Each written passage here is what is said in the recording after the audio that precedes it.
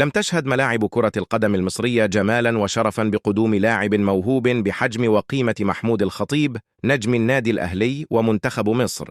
الخطيب أو بيبو هو الهداف القدير الذي أرهق الخصوم وأتعب المدافعين والحراس.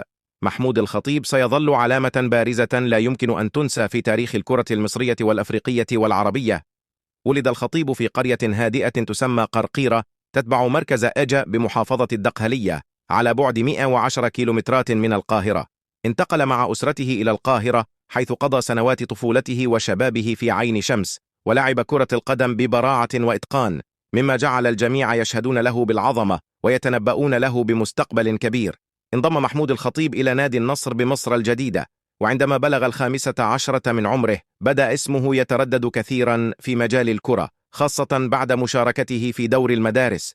كان يحلم باللعب للنادي الأهلي، وعندما اشتد الصراع بين الأندية للفوز به نصحه الكابتن الشيوي ووالده بالانضمام للأهلي، ورغم موافقته ظهرت مشكلة مع نادي النصر الذي رفض الاستغناء عنه. استمر الخطيب في التدريب مع الأهلي لمدة عام حتى وافق النصر على انتقاله. لعب الخطيب مع فريق 18 سنة، وكانت أولى مبارياته أمام ناديه السابق النصر. تألق وسجل 3 أهداف في مباراة فاز فيها الأهلي على الزمالك 7-1. صعد إلى الفريق الأول وشارك في أول مباراة رسمية له أمام نادي البلاستيك في 15 أكتوبر 1972 وسجل هدفه الأول. سجل الخطيب 108 هدف في الدوري خلال 199 مباراة على مدى 17 عاما. لعب الخطيب 266 مباراة منها 199 في الدوري، 18 في كأس مصر، 29 في بطولة أفريقيا للأندية أبطال الدوري، و20 في بطولة أفريقيا للأندية أبطال الكؤوس.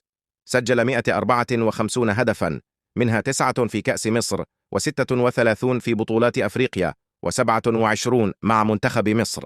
يعتز بهدفه في مرمى الزمالك في نهائي كأس مصر 1978 حينما كان الأهلي متأخرا 2-1.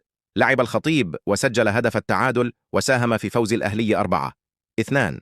حصل الخطيب على العديد من الألقاب، منها لقب أفضل لاعب وأفضل أخلاق، حيث لم يحصل إلا على إنذار واحد طوال مسيرته.